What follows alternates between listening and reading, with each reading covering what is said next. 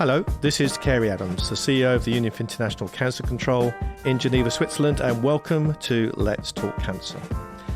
Imagine, or maybe you've experienced, the intense emotions that come with receiving a cancer diagnosis. A blend of disbelief, fear, anger, despair, embarrassment, and how it forces you to face the prospect of death. Now imagine it more than 8 times over. Jim Tennermann from Boston, Massachusetts, was first diagnosed with a brain tumour in 1995. His journey with cancer had just begun.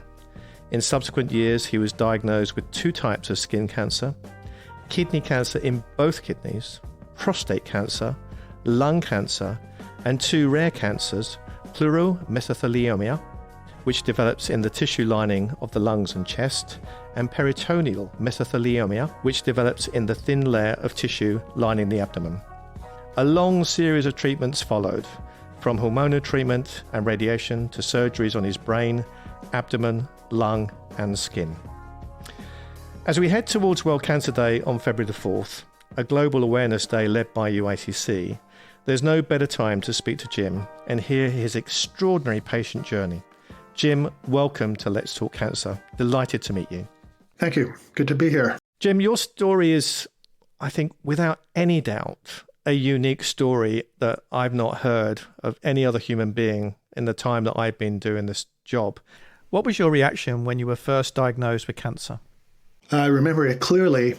I somehow ended up in the hospital, into the emergency room, and they did an imaging test, and I was lying on a bed in the hallway, and a neurologist comes out and says, "Mr. Tennermann, you have a brain tumor."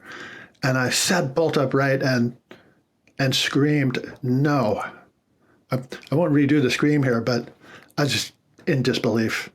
It was. How old were you then, Jim? How old? I want to say about 36. Is that right? It's about right.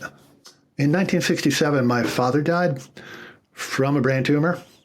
And I always had it in my mind that if any such thing should happen to me, there's no way I was going to let anyone tamper with my brain. I changed that opinion the day I got that diagnosis. So, yes, I was in a state of disbelief a couple of days. Hard to process. I'm pretty sure it's hard to process for most people. I called my brother, who also lived in Boston at the time, and he was in the city where the hospital I was treated at is located. And he ran out of his office and came to see me. And we just looked at each other and, shook our heads. So that's how it started. I'm sure it's a shock to you and the whole family, particularly given your father's record with cancer. You've been living with cancer for a long time. When you were first treated and the tumour was removed, were you anticipating further problems, or were you at a point of thinking, right, I've sorted it out, that's done? And if so, what happened next time round? How did that happen? I did assume it was done. And on that day, there were actually 2 different tumors diagnosed, one large one and a smaller one just over my right eye, again, inside the skull. The first surgery was kind of extreme. The tumor was large. If you think about something like a hamburger, it was about that size. My word. So that went really well. And about 7 months later, the second tumor was removed. I felt like an experienced patient at that time, since I had been through the neurosurgery. And it did go really well. And I was discharged in like 3 days. It seemed like things were back to normal in 4 or 5 weeks, except for some odd scars. I assumed that was the end of it. And it really was the end of it for a few years. So I would go back for an MRI first every 6 months and then every year. And then we just stopped after maybe 6 years. So one day I was into my annual checkup, seeing my primary care physician. And he said, we haven't done a CT of your brain in quite some time. I'm going to schedule that. And he did. And I had that imaging test, and that doctor called me up and said, "Jim, you have a brain tumor." That's like a replay of the entire scenario. I was not quite as disturbed as I was the first time around, but it was pretty shocking. That led to 2 additional craniotomies before they could get that thing out. Was there anything that helped you with the recovery? I'm a cyclist, and I have been for a long time. With the first diagnosis in 1995, it was a rough summer. That was diagnosed in June, and I couldn't work for a couple months, but I did get on a bicycle. And I thought that I could ride myself back to health. And I pretty much did. So my first effort was on a stationary bike in the home I lived in. That lasted about 60 seconds, and I just went to bed and went to sleep after that. I realized that the body needs time to heal. But if you do something extreme, run or get a lot of exercise, your energy gets diverted to those muscular needs and away from your healing. Bad idea. I would advise anyone post-operative to not get on an exercise machine right away. But, as days went by, I did get on a bicycle and went a little farther every day. And one day I rode my bicycle to my office, which was 12 miles away. It was a beautiful summer day, and I remember stopping on a hill near a farm and looking out over the landscape and thinking, I'm back. Many cyclists are obsessed with metrics, as I am. I have details of every ride I've been on since the early 1990s. I don't know why. I'm obsessed. But it is a way that you can measure yourself and your progress, and it's a little easier to do that than it is to see a doctor every now and then and get their update. So that has been good for me. I think to find some passion and to stick with it is good for most people. You've given a pretty clear sign that the doctors have been very good for you. And it sounds like every time you've had treatment, it's been top class. Has there been any point during that journey when you felt, or the doctors have said that this is going to be difficult? This one is more difficult than the previous cancers that you've had. Yes, that did happen in 2018. That was a diagnosis of pleural mesothelioma. The treatment for that is pretty harsh. The doctor who did that has a very large staff. I think it's the largest thoracic surgery department anywhere in the East Coast of the United States. And he warned me that it was a tough procedure. And I've seen his various residents and assistants, and they all warned me that it was a tough procedure. I was really filtering them out. I didn't want to hear how hard it was. I was in the hospital for 3 weeks, and really I could barely walk when I got out of there. That was a very tough recovery, and it's a risky procedure called a radical pleurectomy, and then hot chemicals are circulated in the chest cavity. That was a hard one. And that is the one that left me with a disability, which is to say that was on the right side of my chest. The right lung no longer ventilates correctly. There's some muscles were removed, the diaphragm specifically. So I now have the capability of a guy with one lung. I look at a set of stairs now, and I look for the elevator after I see the stairs. It has not been the same. So I've struggled with that one. And I would say that life is different now, and this is my new normal. That must have been really difficult, especially with your love of cycling. As a cyclist, I found I didn't have the power to get on a bicycle again, which made me almost depressed.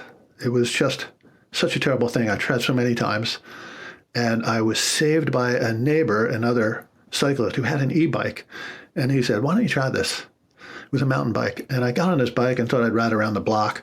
It made enough power that I could ride it without having to stop breathing. So I meant to ride around the block, but I went into the local forest, and I came back 40 minutes later. It was as if life had been renewed. So that's been great for me. I get back into the passion. Sounds like you found your happy space again on a bike. Exactly. Going off somewhere. Right. That and the guitar keep me going.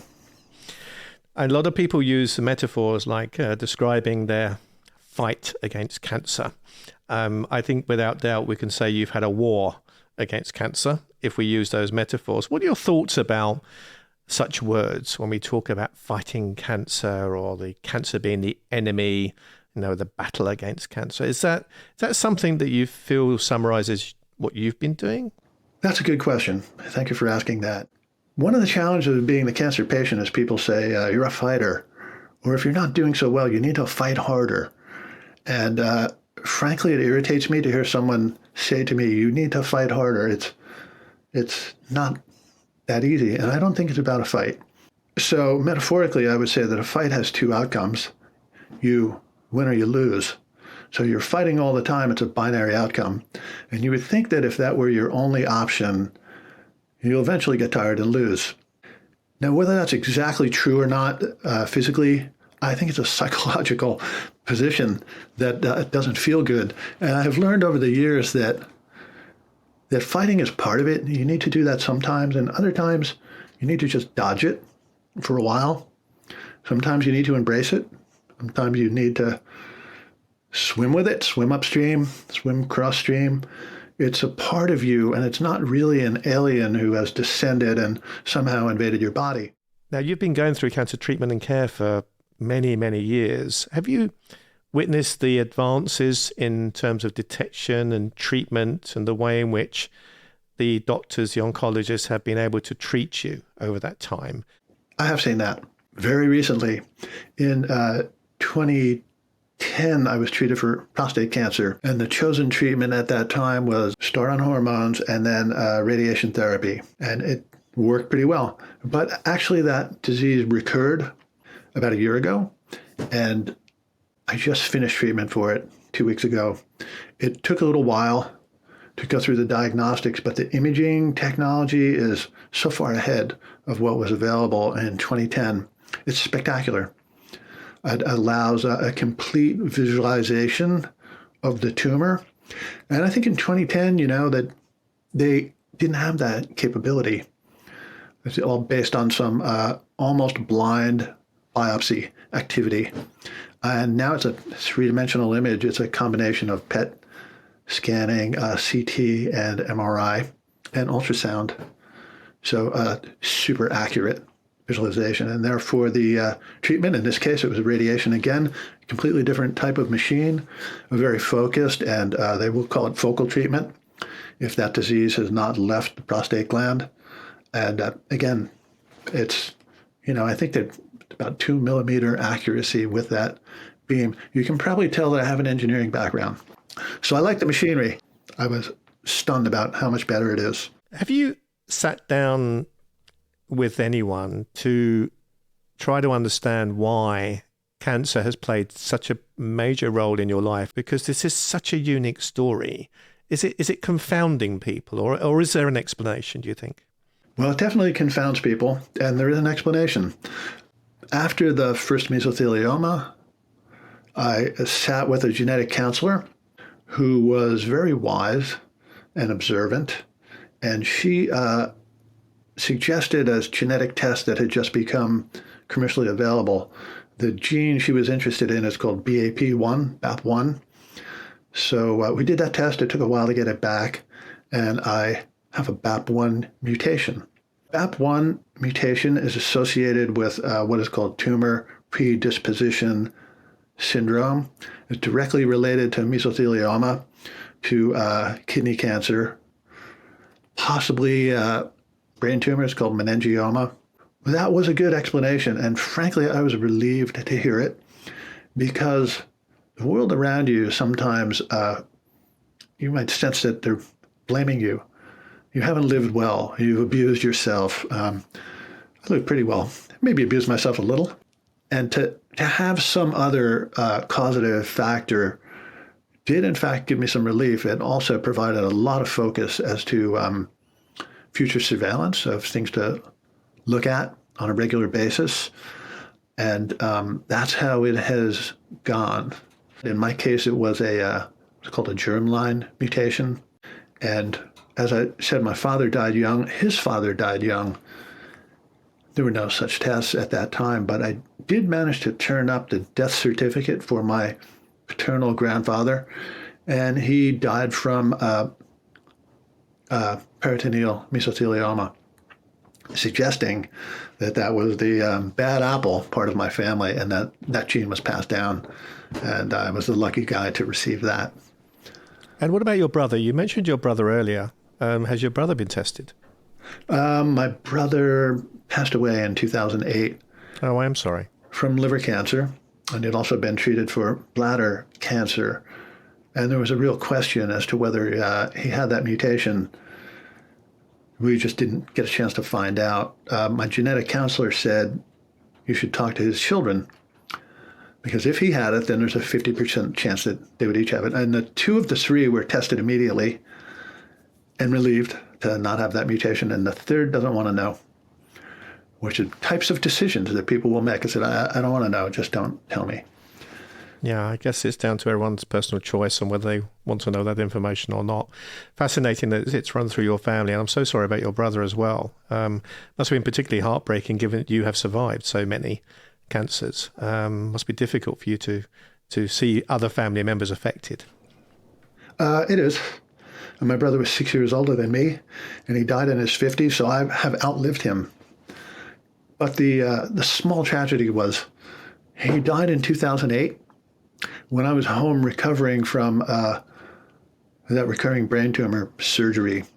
And when I was discharged home, you don't do much directly after such a procedure. And he died 2 days after I returned home. So we were like ships passing in the night. I never really got to see him when it was clear that his death was imminent. It still bothers me today, but that's how life unfolds.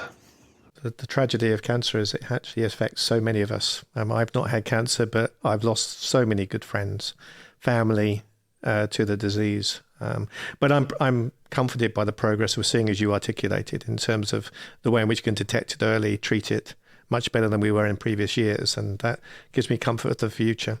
Now, you've written a book, Jim, about your patient experience, and probably a very unique book. So tell us about the book. It took me years to wrap my head around what this book would look like. And I have decided that I want it to be a short and succinct handbook for people who have this diagnosis, because you don't always know what to do. And there are some things you need to do, and these are the things that you are rarely told by others. When you receive a diagnosis that has the word cancer in it, everything changes in a second. Many people feel like they've been pushed off the cliff. They can't even finish their conversation with the doctor who gave them that diagnosis. I have confirmed this with many people who've had that diagnosis and many doctors. I realized that what happened to me in 1995 is I was racked with self-pity.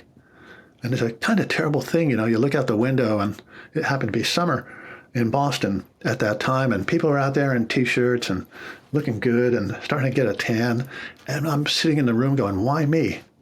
What did I do to deserve this? And when you have that in your mind, it crowds out everything else. And at that time, you need to be preparing for a journey that you're not prepared for.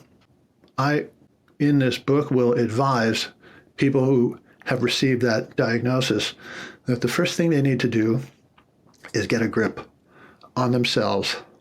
You need to have both feet firmly on the ground, because you need the full use of your brain. You need to make decisions. You need to listen. You need to learn. And you can't really do that when you're buried in self-pity. So fortunately, there's some easy ways. There's some actual simple and easy ways to kind of stop that self-pity in its tracks. So that's the first thing. And then it progresses through other subjects. I could go into great detail, but I'd rather finish the book and send it to you. I will be delighted to receive it and read it. And of course, we will let people know about it as well. So please, when you've done it, send it through. It will be a delight to read it. I absolutely will. Can I ask a question about financials? This is something which is another burden that many people go through around the world. Is that a diagnosis of cancer is not only a diagnosis of an illness that needs to be treated, but it can be a tremendous stress on them in terms of their financial welfare. Your situation in America, obviously in Boston, how has that affected you financially? Have you been sufficiently covered on insurance? Has it been able to cover all the costs of it? What's the situation there? Well, I've been very lucky. Yes, I was covered by health insurance. I pay some amount of money that is tolerable for me, but I do realize that not everyone have that kind of insurance. And it's a little odd in the United States. Your health insurance comes from an employer.